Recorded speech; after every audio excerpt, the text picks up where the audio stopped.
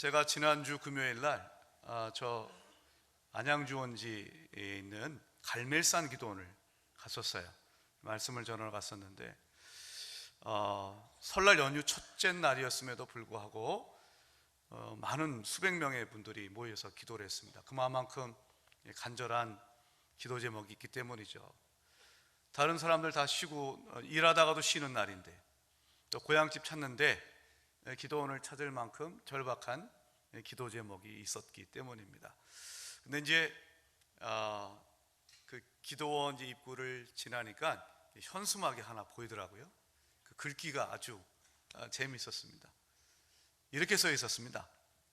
하나님께 세배하고 시작한다, 이렇게 되어 있었습니다. 아마 설날 전이었기 때문에 이제 그렇게 얘기했겠죠. 그러니까 뭘 하든 무엇을 시작하든 하나님께 먼저 세배하고 예배하고 시작한다.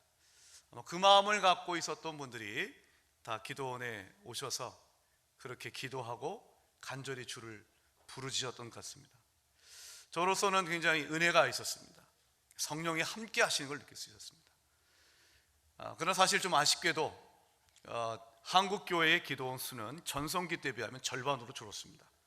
7, 80년대 또 90년대, 조금 넓게 보면 90년대 초반까지 한국 교회의 기도원은 한국 교회의 이 영성의 한 흐름을 담당했었죠.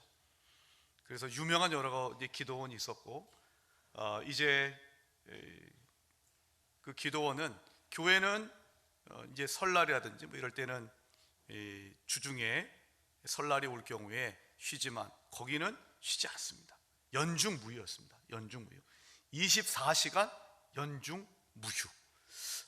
참 그런 기도원이 있었기 때문에 한국 교회가 또 저력이 있지 않았나 생각됩니다.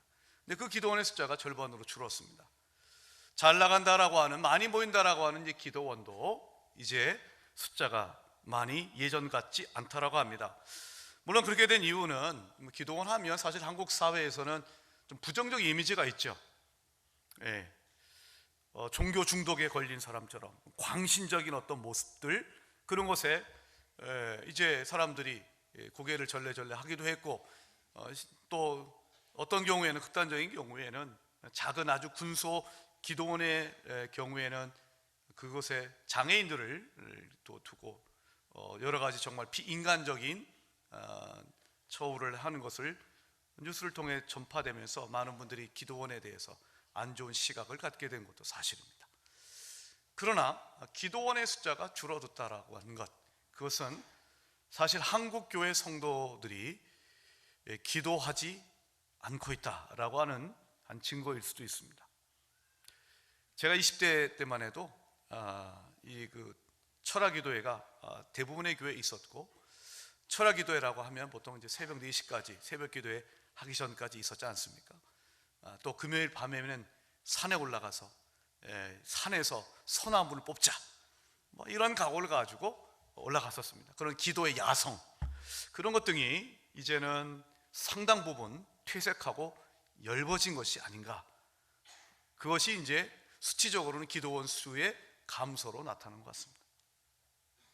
그런데 여러분, 이런 작금의 현실을 비춰볼 때 우리가 오늘 말씀, 사도행전의 말씀을 통해서, 사도행전 전체를 보면 교회의 출발은 기도하는 곳이었습니다.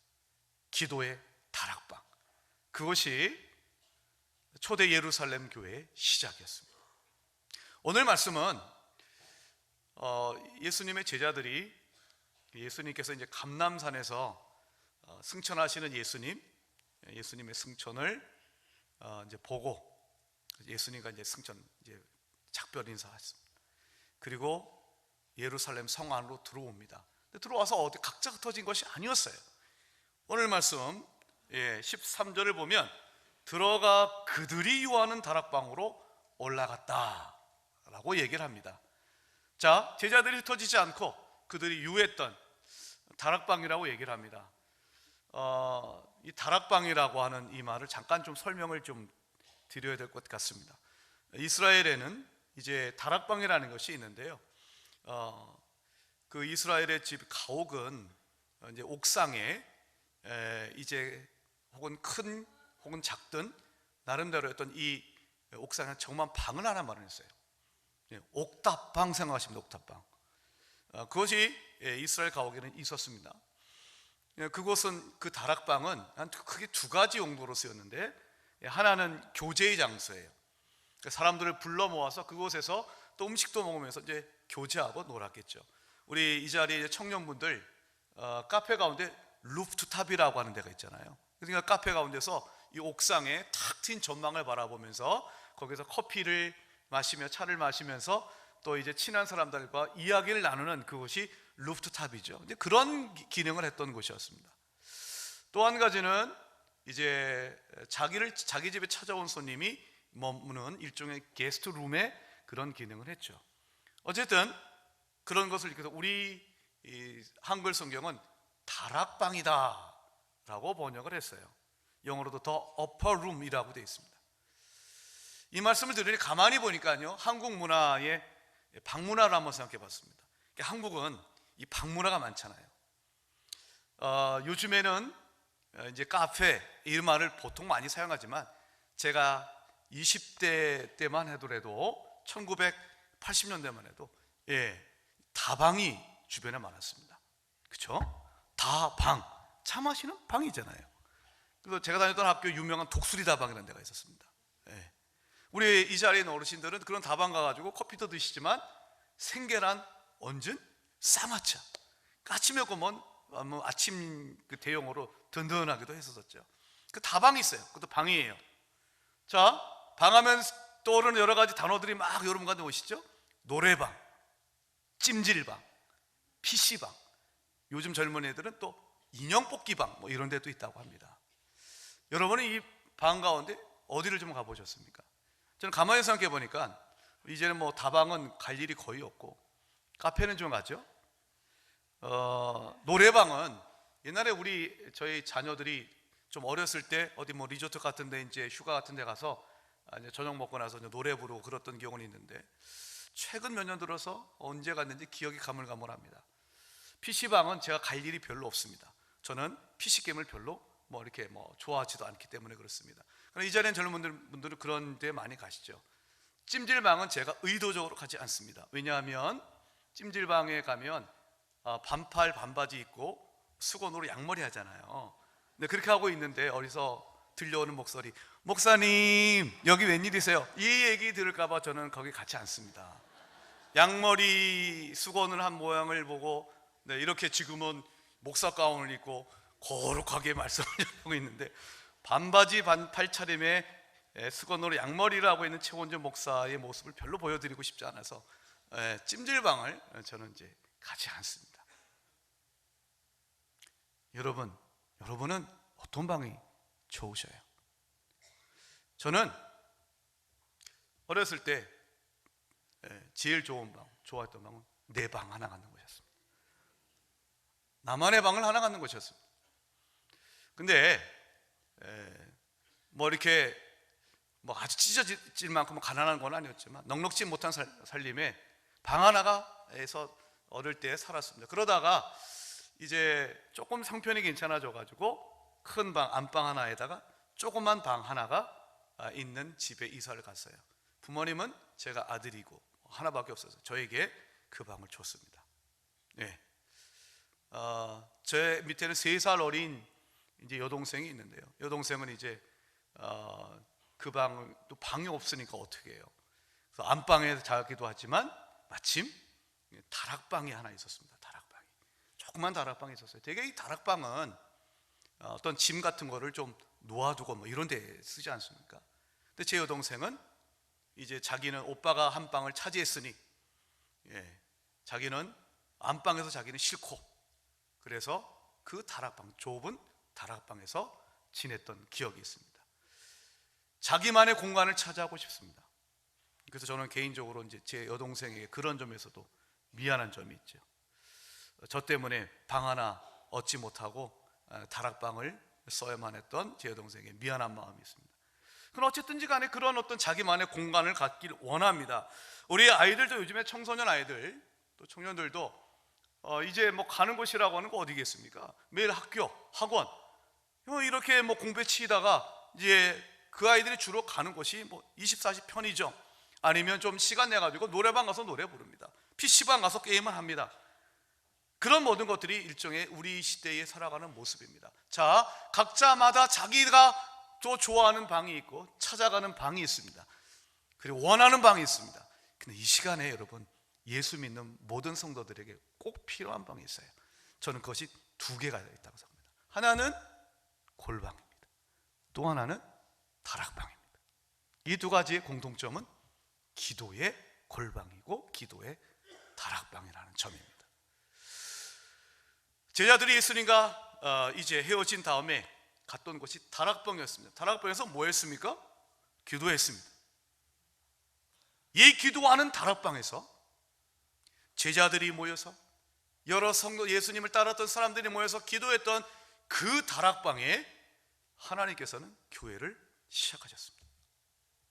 여러분, 여러분에게 기도의 골방이 있으십니까? 하루에 단 10분이라도 내가 하나님께만 전념할 수 있는, 세상의 문을 닫고 내가 하나님께만 집중할 수 있는 그런 방이 있으십니까? 여러분, 그렇게 기도하며 살던 우리들이 함께 모여서 이 자리에, 이 본당에 함께 우리가 예배를 드릴 때 이 본당이 우리가 기도의 다락방이 되어야 되지 않겠습니까? 우리 교회는 여러 방들이 있습니다. 세미나도 진행되고 성경 공부도 하고 여러 가지 일들이 진행됩니다. 회의도 합니다. 그 방들이 기도의 다락방이 되어야 되지 않겠습니까? 우리 예수님께서는 무엇 위에 교회를 세우실까요? 골방 위, 그리고 기도의 다락방 위, 내 교회를 세우리라 말씀하시는 줄 믿습니다. 그렇게 기도하는 다락방에 여러분, 이 성도들이 모여서 기도한 까닭은 무엇보다 예수님께서 하셨던 말씀이 있었기 때문입니다. 우리 함께 읽지 않았습니다만 예수님이 승천하시기 전에 제자들에게 그런 말씀하셨습니다. 너희는 예루살렘을 떠나지 말고 내게 들은 바 아버지께서 약속하신 것을 기다려라. 예수님이 말씀하신 내용이 있어요. 하나님이 약속에 관한 말씀을 하셨어요. 그 약속의 핵심은 성령의 충만함을 받는 거였습니다. 자, 아버지께서 약속하신 것 분명히 있단 말이죠. 그 약속을 기다리라고 얘기를 하셨어요. 그 이야기를 듣고 제자들이 모였던 건 뭐냐 하면 다락방에 가서 함께 기도하는 것이었습니다. 여러분, 믿는 자에게, 성도에게 기도는 하나님의 약속을 기다리는 것입니다. 그 기다림은 지루하게 시간을 때우는 기다림이 아니라 나에게 가장 좋은 것을 주시마 약속하셨던 하나님의 약속에 대한 믿음과 소망을 갖고 치열하게 기도하는 자리가 바로 기다림의 신앙인 것입니다. 그렇게 여러분 시작되는 것이 교회였어요. 예수님이 어떤 교회를 세우실까요? 왜 기도의 골방이 필요할까요? 왜 기도의 다락방이 필요할까요? 여러분, 그 기다림이 있으십니까? 여러분, 그들은 우리 하나님의 약속에 대한 여러분 목마름이 있으십니까? 때로는 두근거리는 가슴으로, 애타는 가슴으로 나의만의 기도의 골방에서 함께 모인 자리에서 주님, 하나님의 이 약속이 이루어지길 기도합니다. 여러분, 그런 절절함 있으십니까? 그 시간이, 내 기도하는 그 시간이 여러분 가장 행복한 시간이십니까? 그게 바로 우리 주님이 원하시는 것입니다.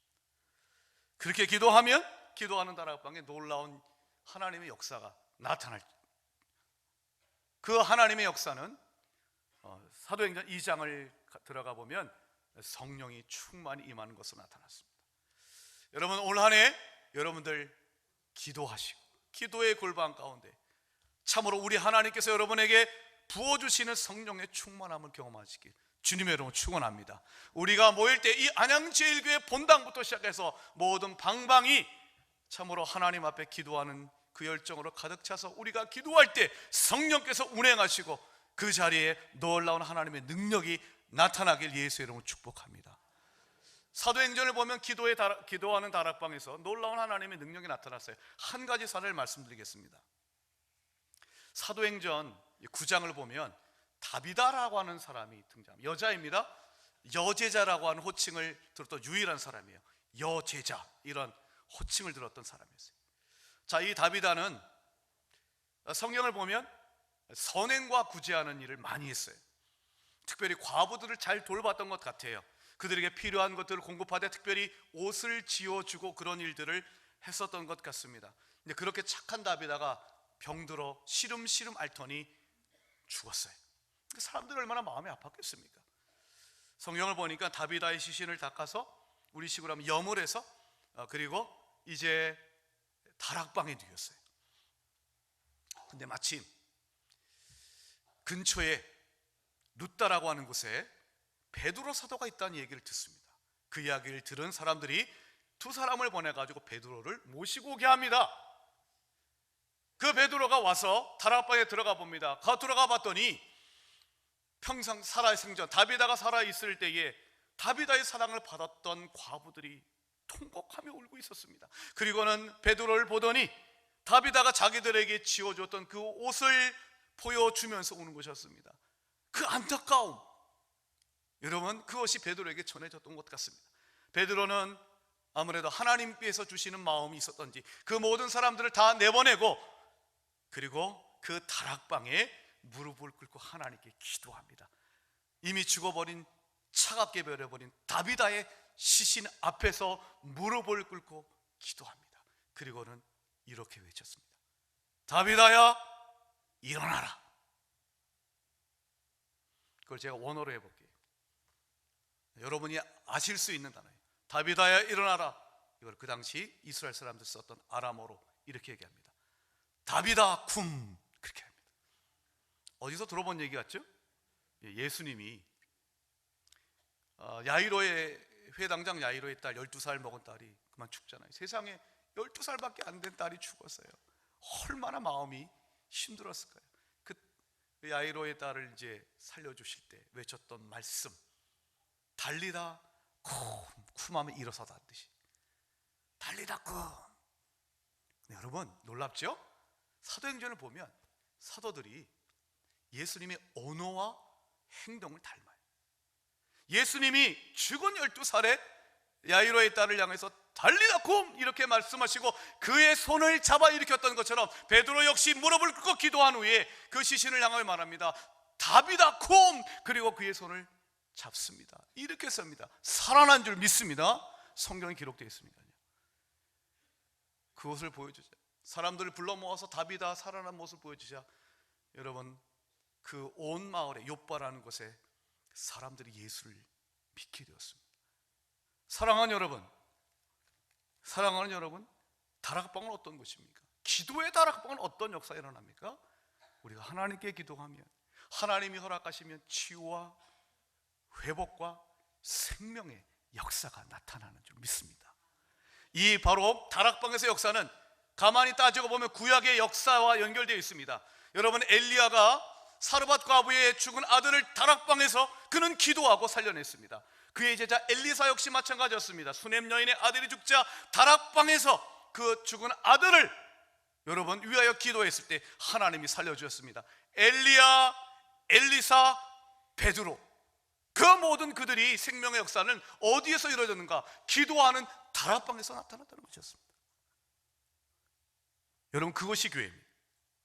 기도하면 살아나게 될 줄 믿습니다.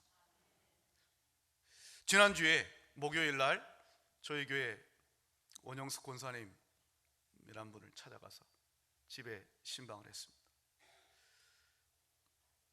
올해 83 되셨는데 이제 더 이상 의학적으로는 치료가 불가능하다는 선언을 받으셨습니다. 이제 의학적으로 살 수 있는 시간은 몇 개월밖에 남지 않은 권사님이 마지막으로 담임 목사의 신방을 받고 싶다라고 해서 몇 분과 함께 가서 찾아가 배웠습니다. 세상에, 일주일 전에, 그러니까 지난주 주일날 배웠을 때는 큰 게 없었는데 4일 만에 찾아갔거든요. 목요일날 찾아갔으니까요. 근데 얼굴에 세상에 어디에 부딪혔는지 것처럼 멍이 들고 곳곳에 멍이 들어 있는 거예요. 보는 것만으로도 너무 마음이 아파요. 몸이 아파요. 이제 함께 예배를 드렸습니다. 하나님께 찬양을 하고 또 준비한 말씀을 전해드리고 합심해서 또 모인 사람들이 기도했습니다. 그리고 제가 우리 권사님을 위해서 기도했습니다. 기도가 끝난 다음에 우리 권사님이 할렐루야 하면서 자신의 마음에 그렇게 평안할 수 없다라고 말씀하시는 거예요. 하나님께서 우리 권사님에게 부족한 자들을 통하여, 그러나 연약하지만 우리의 기도를 들으시고 권사님에게 세상이 줄 수 없는, 알 수 없는 놀라운 지극한 평안을 그분에게 주신 줄 믿습니다. 여러분, 우리의 구역 예배가 그런 곳이 되어야 되지 않겠습니까? 무미건조한 성경 공부를 여러분 하는 것이 아니라 정말 하나님의 말씀을 묵상하고 그 받은 바 은혜를 나누고 서로가 기도 제목을 나눈 다음에 절절히 기도할 때 구역 예배를 드리는 그 방방마다 기도의 다락방이 되어서 여러분, 억압되었던 내 심정이 뻥 뚫리고 우리 주님의 어루만지심이 있고 함께 기도할 때 여러분 평도 낮고 우리 주님의 뜻이 있다면 여러분 그 모든 것들이 그 기도하는 다락방에서 예배를 통하여서 회복되고 치유되는 귀한 역사가 일어나야 되지 않겠습니까? 우리가 바라는 기도는 그렇습니다. 내 교회를 세우리라. 예수님의 교회는 무능한 교회가 아닙니다. 기도하는 다락방으로 만들어질 것이고 그 기도하는 다락방마다 방방마다 할렐루야 하나님을 찬양하고 하나님의 인격과 능력이 나타나는 귀한 능력의 방이 될 줄 믿습니다. PC방보다도 찜질방보다도 노래방보다도 한량없는 기쁨이 있는 곳, 그것이 바로 기도의 골방이고 다락방인 줄 믿습니다. 아멘. 자, 그렇다면 이들은 어떻게 기도를 했을까요? 어떤 기도를 드렸을까요? 오늘 말씀 한번 14절을 보도록 하겠습니다. 14절, 하나님 말씀 14절 한번 같이 한번 보겠습니다. 자, 함께 읽겠습니다. 시작.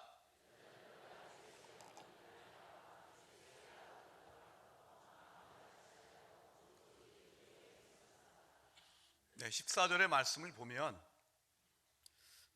자막을 한번 다시 한번 보여줘 보세요. 네. 어떻게 기도했나? 어디서 기도했나? 다락방에서 기도했습니다. 어떻게 기도했나?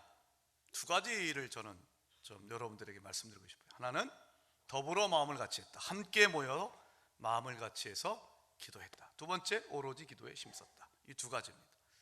첫 번째, 함께 모여 마음을 같이 기도했다.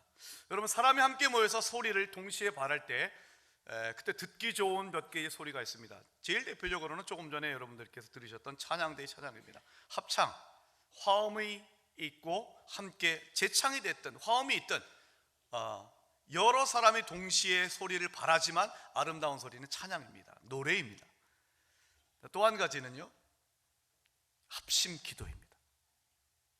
같이 기도하죠. 이 자리에 있는 1000명이 넘는 분들이 동시에 기도를 해도 그 소리가 여러분 아름다운 까닭은 마음이 하나가 돼서 하나님이 우리에게 주신 소명을 이루게 하시고 하나님이 우리에게 주신 그 하나님 나라의 꿈을 꾸면서 함께 마음을 같이 해서 하나님을 기쁘시게 하기 위하여 하나님께 영광을 올리기 위해서 마음을 같이 하여 드리는 기도는 아름다운 기도인 줄 믿습니다. 예수님께서 그 기도를 우리에게 명하셨잖아요. 마태복음 18장 19, 20절, 너희 중에 두 사람이 땅에서 합심하여 무엇이든지 구하면 하늘에 계신 내 아버지께서 그들을 위하여 이루게 하시리라. 두세 사람이 내 이름으로 모인 곳에는 나도 그들 중에 있느니라. 두 사람 혹은 두세 사람이 예수의 이름의 권세를 믿고 합심하여 마음을 같이 하여서 기도한다면, 때로는 죄를 범한 형제를 위해서 기도하고 때로는 집 나간 형제를 위해서 기도하고 예수 믿지 않는 나의 자녀를 위해서 기도하고 그리고 이 나라와 이 민족을 위해서 합심하여 기도하는 그 자리, 예수의 이름으로 모였고 예수의 이름으로 모였기에 한 마음이 되어서 주님이 주시는 마음을 따라 공통의 기도 제목을 드리고 가지고 기도할 때 주님이 그곳에서 함께 하시고 응답하여 주실 줄 믿습니다. 어디에 주님이 임재하시는지 기대하셔야 됩니다. 주님이 임재하는 곳이 어딘지를 보셔야 됩니다. 그것은 합심하여 기도하는 것이었습니다. 합심 기도는 능력이 있습니다. 한 가지 예를 드립니다. 사도행전 4장을 보면 베드로하고 요한이 종교 지도자로부터 신문을 받습니다. 그리고 겁박을 당합니다. 위협하죠. 다시는 예수의 이름으로 가르치지도 말고 전하지도 말고 예수의 이름을 입에 담지도 마, 그런 얘기를 합니다. 그 당시 유대 종교 지도자들은 모든 고난을 다 하고 있었습니다. 예. 모든 권한을 다 갖고 있습니다. 여러분, 그 겁박을 받았던 베드로하고 요한이 성도들을 만납니다. 그리고 이 사실을 전합니다. 여러분, 그 이야기를 들은 성도들이 어떻게 반응했습니까? 사람들 가운데 저렇게 서슬퍼런 권력을 쥐인 종교 지도자들이 우리를 이렇게 겁박하고 있으니 일단 우리 모두 흩어져서 일단 숨자, 그리고 후일을 도모하자, 그렇게 말하지 않았습니다. 성경이 이렇게 얘기를 합니다. 사도행전 4장 24절의 말씀, 우리 같이 한번 읽어봅시다. 시작. 그들이 듣고 한 마음으로 하나님께 소리를 높여 이르되 대주제여, 천지와 바다와 그 가운데 만물을 지으신 이시. 그들이 듣고 한 마음으로 하나님께 소리를 높여 기도했습니다. 제가 지난주에 들었던 한 감동의 말씀을 드립니다. 이 말은 어디 출처를 밝히면 드라마 김사부에서 나온, 이 김사부가 얘기했던 말인데 감동이 있어 여러분에게 전합니다. 포기하면 핑계거리를 찾고 포기하지 않으면 방법을 찾는다. 그 말씀에 감동이 있었어요. 포기하는 순간요, 내가 왜 포기했는지 핑계거리 찾습니다. 자기를 정당합니다. 사람은 변명하게 돼 있습니다. 포기하면 사람은 핑계를 찾습니다. 근데 포기하지 않으면 방법을 찾아요. 여러분, 여러분의 귀에 무엇이 들리고 있습니까? 내 몸이 아프고 내 사랑하는 가족이 아프고 내 하는 일들이 힘들어지고 이 나라의 경기가 엉망이고 이 나라의 안보가 위태롭고 코로나 바이러스가 전염되고 있다라고 하는 이런 소리를 들 때 불안합니다. 두렵습니다. 여러분들을 겁박하는 것이 무엇입니까? 그 어떤 것이 할 듯 여러분이 듣는 그것에 따라 여러분이 어떻게 반응하고 있습니까? 포기하면요, 핑계 찾습니다. 사람은 그렇습니다. 그런데 여러분 2000년 전 기도의 다락방에 있었던 예루살렘 성도들은 그들을 죽이겠다고 위협박하는, 겁박하는 유대 종교 지도자들의 소리를 듣고 그들이 찾았던 방법은 기도했습니다. 한 마음이 되어서 하나님을 찾으며 소리 높여 부르짖었습니다. 그 결과가 무엇이었습니까, 여러분? 사도행전 4장 31절 우리 한번 같이 읽어봅시다. 시작.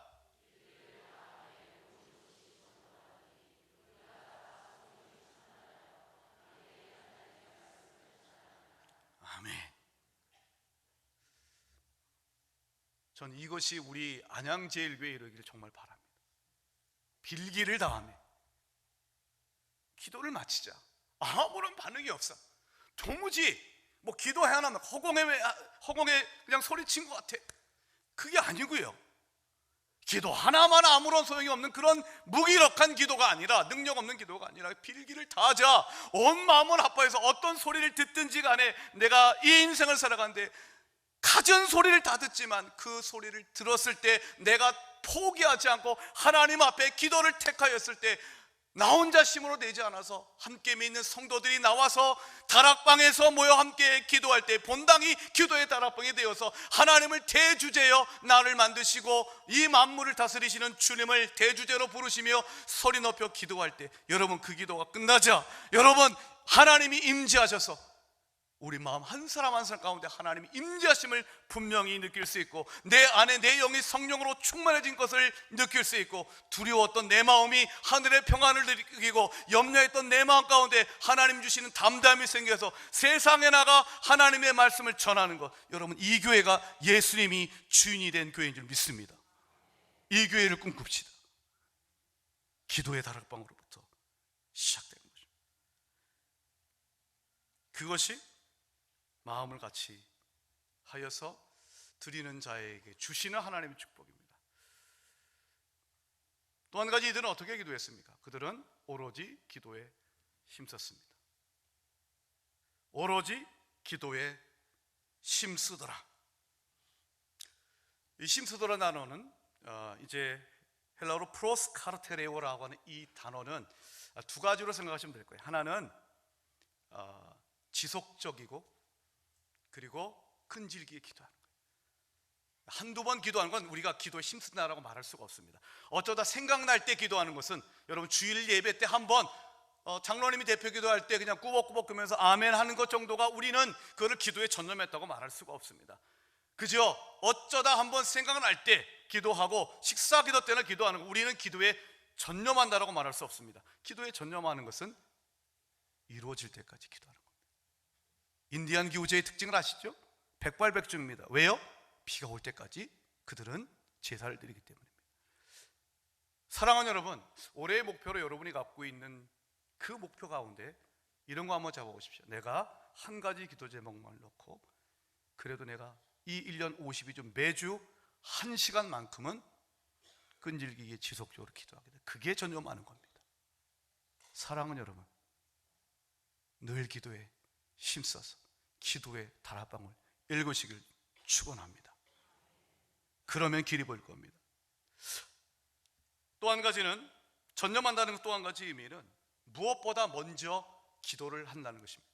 선택과 집중이라는 게 있습니다. 사람은 해야 할 일이 여러 가지가 있습니다. 사람마다 여러 가지 일들이 있습니다.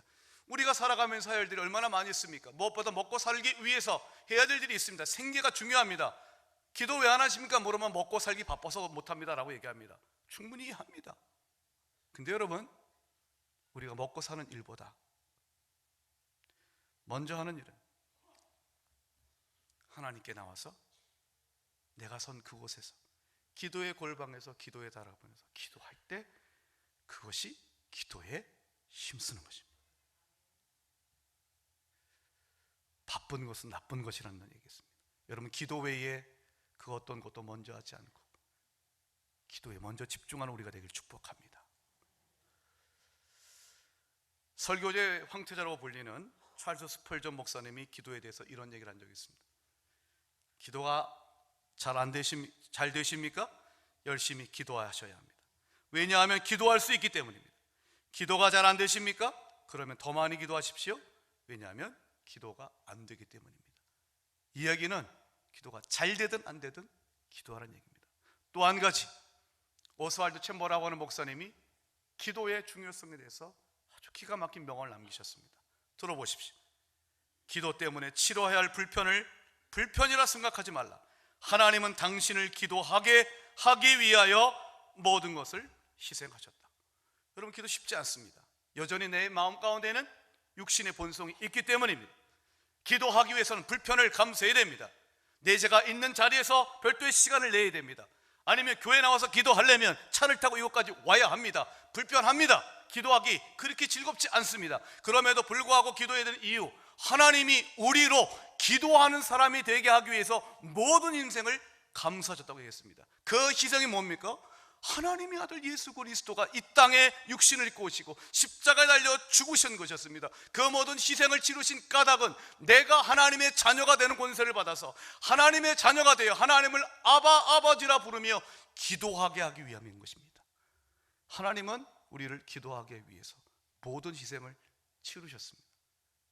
불편하더라도 바쁘시더라도 먼저 기도에 여러분들이 하나님 앞에 나아간다면, 그래서 내 기도의 골방과 기도의 다락방을 든든히 세워간다면, 사랑하는 여러분, 여러분들은 복받은 인생, 하나님의 놀라운 역사를 경험하는 은혜로운 인생이 될 줄 믿습니다. 올 한 해 기도로 승리하십시오. 올 한 해 안양제일교회가 기도의 골방과 다락방 위에 굳건히 설 수 있도록 기도하는 우리가 되시길 예수의 이름으로 축원합니다.